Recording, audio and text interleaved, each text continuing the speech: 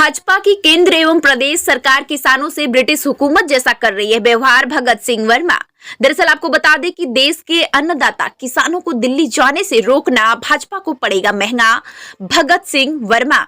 वहीं सहारनपुर देवबंद आज यहां ग्राम गंगादासपुर जट में भारतीय किसान यूनियन वर्मा एवं पश्चिम प्रदेश मुक्ति मोर्चा की मीटिंग के बाद किसानों का जत्था राष्ट्रीय अध्यक्ष भगत सिंह वर्मा के नेतृत्व में दिल्ली प्रस्थान करते हुए किसानों की बैठक को संबोधित करते हुए भारतीय किसान यूनियन वर्मा एवं पश्चिम प्रदेश मुक्ति मोर्चा के राष्ट्रीय अध्यक्ष भगत सिंह वर्मा ने कहा कि भाजपा की मोदी सरकार एवं योगी सरकार देश के अन्नदाता किसानों से ब्रिटिश हुकूमत जैसा व्यवहार कर रही है। वहीं देश के अन्नदाता किसानों की समस्याओं को हल करने के बजाय भाजपा सरकार किसानों को दिल्ली जाने से रोक रही है और किसानों पर आंसू गैस बल प्रयोग और रास्ते में अवरोध खड़े कर रही है, जिससे कि किसानों में भारी उबाल एवं रोष उत्पन्न हो गया है। वहीं सरकारी शक्ति और पुलिस बल से किसानों को रोकना लोकसभा चुनाव में भाजपा को काफी महंगा पड़ेगा। वहीं राष्ट्रीय अध्यक्ष भगत सिंह वर्मा ने कहा कि प्रधानमंत्री नरेंद्र मोदी जी को देश के किसान नेताओं संयुक्त किसान मोर्चा अराजनीतिक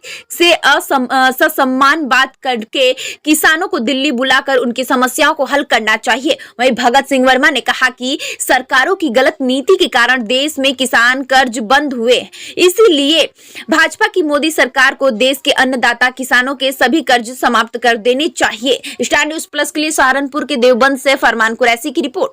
राजनीति का हिस्सा है, हम लोग भी दिल्ली पहुंच रहे हैं आज, और जब तक किसानों की समस्याएं हल नहीं होंगी तब तक हम लोग जो है दिल्ली में डटे रहेंगे।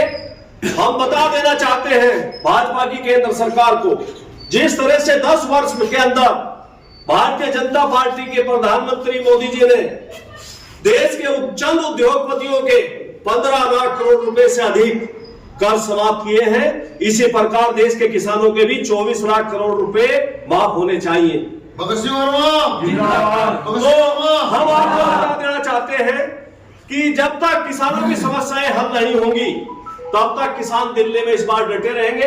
पंजाब और हरियाणा से देश के किसान चल दिए हैं, तो इसे काट कर दूंगा था भाई दो कृषि प्रधान देश होने के बावजूद भी देश का अन्नदाता किसान भारी कष्ट में है, समस्याओं से ग्रस्त है।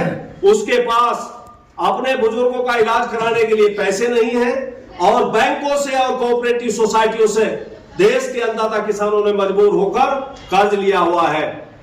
आज देश का किसान कर्जबंद होकर आप लोग देख रहे हैं कि आने वाले समय में खाद्यान्न का भी संकट देश का में हो सकता है, क्योंकि किसानों का मोह लगातार खेती से हो रहा है। साथ साथ भारत सरकार, भारतीय जनता पार्टी के मोदी जी लगातार हमारी खेती को नष्ट करने का काम कर रहे हैं और कहीं हमारे खेतों में को हाईवे निकाल दिए, कहीं पर जो है सड़कें बना दी, कहीं भवन और फैक्ट्रियां बना दी हैं। तो मैं आप लोगों को बता देना चाहता हूं कि किसानों की समस्याएं जब तक हल नहीं होंगी तब तक भारतीय किसान यूनियन वर्मा और पश्चिम प्रदेश मुक्ति मोर्चा का संघर्ष जारी रहेगा। कट करके फिर दोबारा यहाँ आए हैं, इस मीटिंग का उद्देश्य भी यही है कि आप लोग इकट्ठे होकर हम लोग दिल्ली जाएंगे, चाहे हमें दिल्ली रास्ते में पुलिस अरेस्ट कर ले या डिटेन कर ले, हमें इसकी कोई परवाह नहीं है। हम किसानों की लड़ाई बढ़ते दम तक जारी रखेंगे। जब तक हमारी एक एक खून की बूंद हमारे अंदर रहेगी तब तक हम लोग जो है किसानों के लिए लड़ते रहेंगे। आज सबसे ज्यादा दिक्कत में भाजपा किसान है। भारत सरकार ने अभी हमारे किसान नेता, हमारे देश के नेता चौधरी चरण सिंह जी को भारत रत्न दिया है।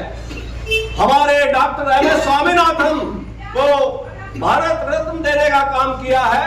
साथियों, उस भारत रत्न के देने का मतलब जब ही सार्थक होगा जब उनके कहे हुए बातों पर हमारी भारतीय जनता पार्टी की केंद्र सरकार चले।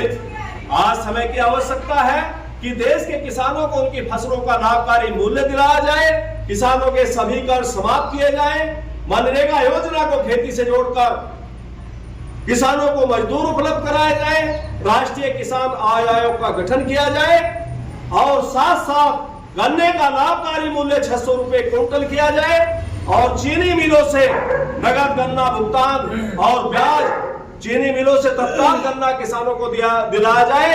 जब तक हमारी समस्याएं हल नहीं होंगी तब तक हम लोग संघर्ष करते रहेंगे। धन्यवाद।